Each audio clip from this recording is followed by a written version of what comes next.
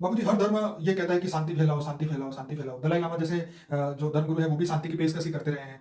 तो धर्म में आप क्या कहते हैं कि धर्म के कारण शांति बढ़ी या अशांति? देखो, केवल धर्म गुरु वाली की बात नहीं, हर कोई मनुष्य आत्मा को तुम ये पूछो हाँ। कि तुम क्या चाहते हो, हाँ। अंदर से पूछो, तुम्हारे मन को पूछो, तुम मन क्या चाहता है तुम्हारा। हर कोई मनुष्य आत्मा का मन, हाँ, सबको प्यार चाहिए, शांति चाहिए। क्या जी। चाहिए? प्यार और शांति सबको चाहिए। सही है। मगर क्या है कि ये वायुमंडल ही ऐसा हो गया है कि अब कोई चाहे तो भी अच्छा करना चाहे, शांति से बैठना चाहे। अब कोई पूजा पाठ कर रहा है, कोई किसी का योग लगा रहा है, कोई अपने इष्ट देव को याद कर रहा है, तो भी वहां मन की शांति एक पल के लिए नहीं मिलती ना, उसको योग ही नहीं लगता। क्यों नहीं लगता? मन के अंदर ही सब दुख भरा है तो शांति कहाँ से? उसी टाइम वो तो मन की शांति के लिए योग कर रहा है, हाँ। या पूजा पाठ कर रहा है। जो भी कोई अपने अपने इष्ट देव को याद करे, अपने अपने धर्म स्थान में, हर कोई धर्म स्थान में अपना अपना परमात्मा को याद करे। मगर उसी टाइम पर भी मन अशांत क्यों है?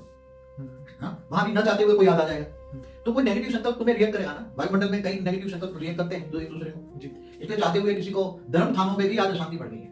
क्यों? क्योंकि देखो, अशांति का मूल कारण क्या है वो ढूंढना पड़ेगा। अशांति का मूल कारण क्या है? अशांति का मूल कारण है लड़ाई। अब लड़ाई किन किन बातों से होती है? लड़ाई से जो होती है वो किन किन बातों से होती है? लड़ाई जो अलग अलग बातों से होती है, इसका मेन कारण है कि एक तो आज जो भी हुए धर्म युद्धों से, धर्म के नाम पर लड़ाई होती है। सबसे बड़ी लड़ाई धर्म के नाम पर। सतयुग त्रेता में लड़ाई नहीं थी, मगर बाद में द्वापर से ही दो पंथ हुए। पहले एक की पूजा होती थी, धरती पर एक धर्म, एक भाषा, एक। और बाबूजी, जो देवासुर संग्राम की हम बात कर रहे हैं तो वो तो मतलब धरती लोक पे नहीं तो सूक्ष्म दुनिया में भी होता था। मगर उसी टाइम सतयुग में थोड़ी आत्माएं कम होती थी, धरती पर भी होता था, मगर इसकी इफेक्ट कम होती थी। देवासुर संग्राम जब धरती पर सतयुग होता था तो उसकी इफेक्ट तीसरे लोक या दूसरे लोक तक रहती थी, धरती लोक पर कम इफेक्ट होती थी। ठीक है। मगर इफेक्ट तो होती है सूक्ष्म तक में, जो लड़ाई झगड़ा होती है, चाहे दूसरे लोक में हो, तीसरे लोक में हो, कहीं भी हो, तो लड़ाई झगड़े तो होते ही ना। और धर्म, देखो धर्म कहाँ से आए? इतने सारे धर्म, पंथ, संप्रदाय कहाँ से आए? तो सूक्ष्म से आए ना सब। बिल्कुल। मैंने कई वीडियो बोला, कई वीडियो आप हमेशा कहते हैं कि सूक्ष्म दुनिया ही स्थूल दुनिया को चलाती है। सूक्ष्म दुनिया में जो है वो सारा स्थूल दुनिया में थोपा जाता है। तो इसका मतलब ये हुआ कि अगर यहाँ अशांति फैली हुई है तो सूक्ष्म दुनिया में भी अशांति फैली हुई।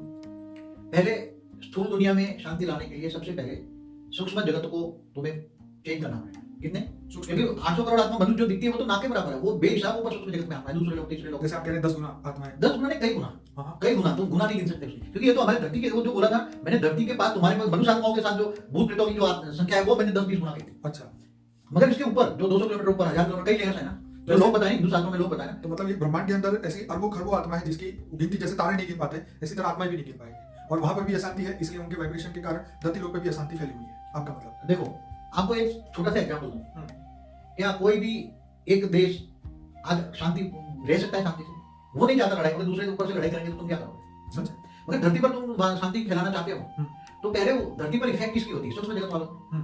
जब देवासुर संग्राम होते, तीसरे लोक में होते, स्वर्ग लोक में होते। तो शायद इसलिए विश्व शांति के लिए यज्ञ करवाए जाते थे पहले के जमाने में।